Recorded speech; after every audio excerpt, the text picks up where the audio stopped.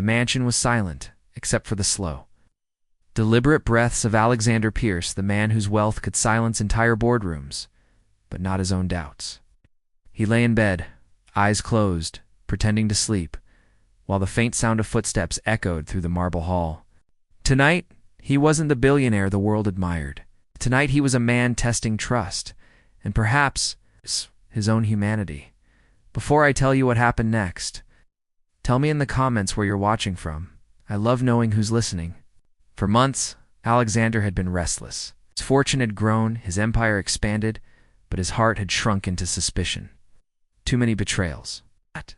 Too many people who smiled for his money, not his kindness. And when he hired Evelyn Brooks, a black woman from a struggling neighborhood, something in her calm defiance unsettled him. She never flattered him. She spoke with respect, but never fear. He noticed the way she cleaned with purpose, not desperation. The way she sang softly to herself while dusting his study, as if music was armor against sorrow. Still, the old part of him, the part that trusted no one, whispered doubts. She's too perfect, he'd told himself. No one's that good. So that night, he devised a test. He'd pretend to fall asleep, leave his safe slightly ajar, and see what she'd do when she thought no one was watching. The clock struck midnight.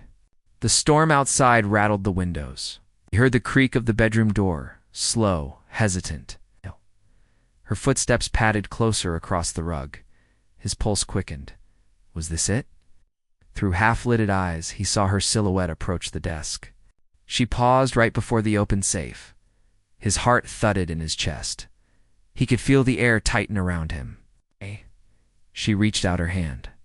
And then she closed the safe door. Not only that, she locked it, placed the key on his bedside table, and whispered into the dark, "If only he knew, I'd never take what isn't mine." Then she sighed softly, kneeling beside the bed.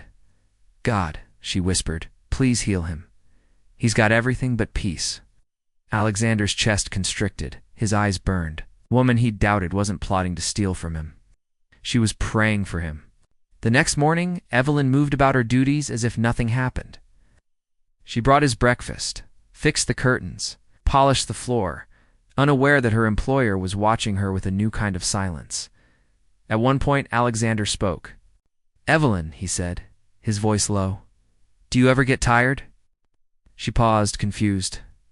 "Tired of what, sir?" "Of serving people who don't see you." Her eyes softened. "Sir, I don't serve people. I serve purpose. My work. It's not about what they see. It's about what I know I did right." The simplicity of her words struck him harder than any boardroom betrayal. That night, Alexander couldn't sleep. He wandered the halls of his mansion, a palace built from ambition, yet hollowed by loneliness. Every painting, every chandelier, every polished surface reflected a truth he'd long ignored. Money could buy almost anything, except trust freely given. The next day, he followed Evelyn home after work, quietly, discreetly. Her neighborhood was small, humble. Children played barefoot on cracked pavement. He saw her stop at a small grocery store and hand a boy a bag of food. Then another. Then another. Curious, he waited until she left, then asked the shopkeeper about her. "Oh, Miss Evelyn." The woman smiled. "She's an angel. Every Friday she buys groceries for 5 families who can't afford them. Says someone once helped her when she had nothing. She's been paying it forward ever since." Alexander's throat tightened. He drove home in silence, guilt gnawing at him like a slow fire. The next morning, Evelyn arrived at work to find something strange. Her mop and bucket were gone. Instead, on the dining table sat an envelope with her name written in gold ink. She hesitated before opening it. Inside was a letter. "Came into my home to clean my floors, but what you really did was clean my heart. I tested you because I didn't trust anyone.